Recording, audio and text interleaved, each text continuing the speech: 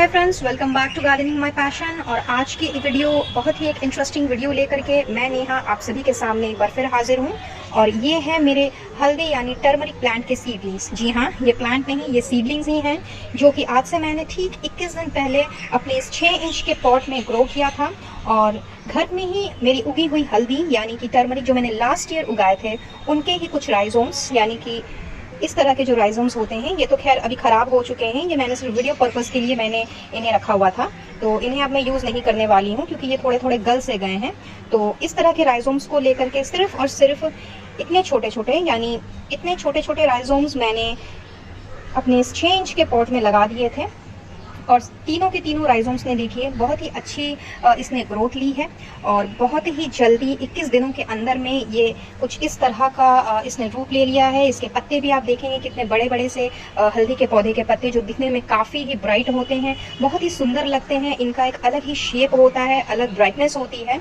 ये कुछ इस तरह से जब प्लांट हेल्दी आपको नज़र आता है और जब ये सीडलिंग्स हेल्दी होने लगती हैं तो आपको इस तरह से ही ये दिखाई देंगे। तो आज के इस वीडियो में मैं आपसे वही स्पेशल टिप्स शेयर करूंगी।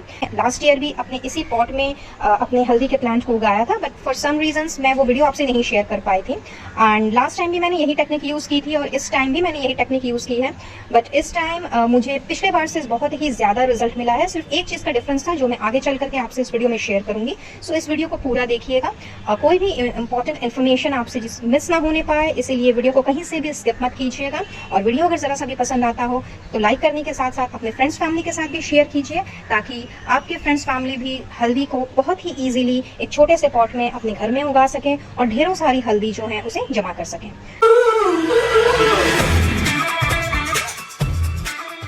आज के इस वीडियो में मैं आपसे बात करूंगी कि किस तरह से हम अपने घर की में हल्दी को बहुत ही इजीली उगा सकते हैं और साथ ही साथ हम उसके सीडलिंग्स को किस तरह से प्लांट के रूप में बहुत ही फटाफट कन्वर्ट कर सकते हैं। तो किसी भी प्लांट के ग्रोथ के लिए जो बेसिक फैक्टर्स होते हैं वो मेनली 5 होते हैं: water, air, light, soil nutrients and temperature. ये पांचों चीज जब किसी भी प्लांट को या सीड्स को या सीडलिंग्स को मिलती है तो वो बहुत ही जल्दी ग्रो करते हैं। हल्दी एक ऐसा पौधा है जो कि एक वार्म टेम्परेचर, वार्म क्लाइमेट को बिलोंग करता है, बट हमारे इंडिया में क्योंकि हर एक स्टेट में डिफरेंट क्लाइमेटिक कंडीशंस हैं, टेम्परेचर है, तो इसीलिए कई जगह पे इसे बरसात के पहले उगाते हैं और कई जगह पे इसे बरसात की यानी मानसून की पहली बारिश के साथ। ईस्ट इंडिया में अगर देखा जाए तो हम हल्दी को अप्रैल से या मार्च से भी लगा सकते हैं, बट मैंने इसकी जो सीडलिंग्स की थी, इनके जो राइजोम्स को मैंने इसमें डाला था वो इस बार मुझे थोड़ा सा लेट हो गया था, बट मुझे ये बहुत भली भांति पता था कि मेरे ये प्लांट्स डेफिनेटली ग्रो करेंगे अच्छे से, क्योंकि मैंने सेम वही टेक्निक इस्तेमाल की जो मैंने लास्ट टाइम पे की थी। जैसा कि मैंने पहले कहा, तो वही टेक्निक मैं आपसे शेयर करूंगी। तो चलिए बात करते हैं सबसे पहले इनके बेसिक फैक्टर्स की। तो 5 बेसिक फैक्टर में सबसे पहले आ जाते हैं इसके सॉइल प्रिपरेशन के बारे में। हल्दी के लिए आपको बहुत ही वेल ड्रेन्ड सॉइल चाहिए, बहुत ही लोमी और पोरस सॉइल चाहिए। और साथ ही साथ आपको ये भी ध्यान रखना है कि आपको इसमें इसके जो सॉइल के जो न्यूट्रिएंट्स हैं वो भी इसको पर्याप्त मात्रा में मिले। तो सॉइल आपकी कुछ ऐसी होनी चाहिए कि जिसमें गार्डन सॉइल के साथ साथ आपको इसमें फर्टिलाइजर्स, इसमें सैंड और थोड़ी सी नीम खली, और चाहे तो थोड़ा सा बोन मिल इस्तेमाल कर सकते हैं, बट मैंने बोन मिल का इस्तेमाल नहीं किया था। सिर्फ गार्डन सॉइल, नीम खली, सैंड एंड वर्मी कंपोस्ट और हल्की सी मात्रा में काउडंग मैन्योर, ये पांचों को मिलाकर के मैंने इसकी सॉइल तैयार की थी। और इसी में मैंने इसके ये जो राइजोम्स है, जैसा कि जो मैंने आपको दिखाया, ये राइजोम्स को मैंने इतने ही बड़े बड़े पीसेस में मैंने, या इतने छोटे छोटे जो भी बोल लीजिए, इनको मैंने 3 पीसेस करके मैंने इसकी मिट्टी में गाड़ दिया था। तो पहली बात तो हो गई इसकी सॉइल की। सॉइल आपको कुछ इस तरह की ही रखनी है जैसा कि मैंने आपको बताया। Now next come to the watering. किसी भी सीडलिंग्स को या राइजम्स को जब हम मिट्टी में दबाते हैं या गाड़ते हैं तो कांस्टेंट वाटरिंग चाहिए। तो वाटरिंग के लिए आपको ये ख्याल रखना है कि इसको आपको रोज पानी देना है, इसकी सॉइल जो है वो ड्राई आउट नहीं होनी चाहिए, मिट्टी हमेशा मॉइस्ट रहनी चाहिए। अब बात कर लेते हैं इसके टेम्परेचर की। जैसे कि मैंने पहले कहा, हल्दी एक वार्म क्लाइमेट का यानी वार्म रीजन का एक पौधा है, तो इसको बहुत ही ज़्यादा गर्म पसंद है। एक सन लविंग प्लांट है, बट अगेन अगर आप इसे फुल ऑन सन में रख देंगे तो ये थोड़ा सा सेंसिटिव है, स्कॉर्चिंग सेंसिटिव है ये, यानी इसकी पत्तियां जो है वो जलने लग जाएंगी। तो इसको आपको एक ऐसे पोजीशन पर रखना है जहाँ पे इसको एक टाइम की फुल सनलाइट मिले और दूसरे हाफ की इसको ब्राइट लाइट मिले, यानी ईस्ट या वेस्ट जोन में आप इसे रखिए। मेरा ये प्लांट जो है, ये सीडलिंग्स मैंने ईस्ट जोन में रखी हुई है अपनी, जहाँ पे इसे सुबह की पूरी धूप मिलती है और बाकी के दिन आफ्टर 11 o'clock इसे सिर्फ ब्राइट लाइट मिलती है।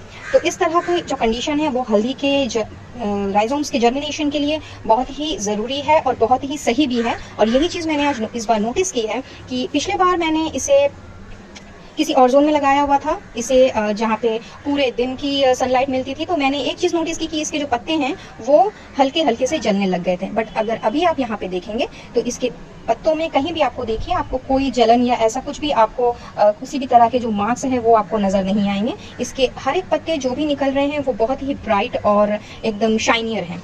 अब नेक्स्ट मैं बात करूँगी इसके एयर की, यानी कि इसे आपको कैसी जगह पे रखना है। तो इसे आपको बंद कमरे में नहीं, इसे आपको खुले स्थान पे रखना है। और खुली जगह से मेरा मतलब है कि आप इसे विंडो में भी उगा सकते हैं, आप चाहें तो इसे टेरेस में, बैल्कनी में, लॉन में कहीं भी उगा सकते हैं। बस बंद कमरे में नहीं होना चाहिए, प्रॉपर एयर फ्लो होना चाहिए। तो आप देखेंगे कि आपके सीडलिंग्स जो है विदिन 7 days वो जर्मिनेट कर जाएंगे, यानी आपका जो राइजोम्स है वो विदिन 7 days आपको उसमें स्प्राउटिंग नजर आ जाएगी।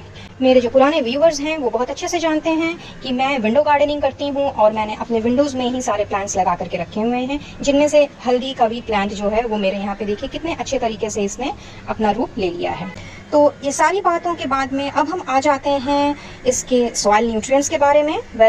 सॉइल के बारे में, पॉटिंग सॉइल के बारे में तो मैंने आपसे बात कर ली। तो उस पॉटिंग सॉइल में मैंने cowdung and vermi compost and neem खली, इस तीन का मैंने जिक्र किया था। But these are very slow releasing fertilizers. तो अगर आपने सिर्फ और सिर्फ इसे ऐसे पॉटिंग सॉइल में डाल के छोड़ दिया है तो आप देखेंगे कि 7 days में आपको ना स्प्राउट्स नजर आएंगे और ना ही आपको विदिन 21 days आपको इस तरह के सीडलिंग्स जो है या इस तरह का सीड राइजोम से बना हुआ प्लांट आपको दिखेगा। तो इसके लिए जो स्पेशल ट्रिक या टिप मैंने इस्तेमाल की है वो मैं आपसे आज शेयर करूंगी। वो तरीका ये है कि जब आपको अपने हल्दी के प्लांट में, यानी अपने हल्दी के सीडलिंग्स के बाद में जब आपको फर्स्ट स्प्राउट नजर आए तो राइट आफ्टर 7 days आपको अपने इस पॉटिंग सॉइल में, अपने इस पॉट में सीवीड फर्टिलाइजर यानी सीवीड लिक्विड फर्टिलाइजर का इस्तेमाल करना है। जी हाँ, जो मैं हमेशा से कहती आई हूँ कि सीवीड एक बहुत ही बेहतरीन फर्टिलाइजर है और मैं अपने मोरलेस सारे प्लांट्स में सीवीड का इस्तेमाल मैं करती आई हूँ, चाहे वो सीडलिंग्स के लिए हो, फोलियर स्प्रे के लिए हो या नॉर्मल फर्टिलाइजिंग के लिए हो। तो यहाँ पे जैसा कि आप देख रहे हैं, यहाँ पे मैंने ये इफ्को से मंगवाया हुआ था एक सीवीड नेचुरल फर्टिलाइजर। तो this is not a branding, मैं आपसे सिर्फ ये शेयर कर रही हूँ। आप किसी भी कंपनी का फर्टिलाइजर, सीवीड फर्टिलाइजर इस्तेमाल कर सकते हैं। मैं इफ्को का यूज़ करती हूँ, मुझे इसका रिजल्ट बहुत ही अच्छा मिला है और ये रिजल्ट आज आपके सामने मैं शेयर भी कर रही हूँ। तो इसको आप इसके सॉइल में आप इसे अच्छे से दे सकते हैं। कैसे देना है?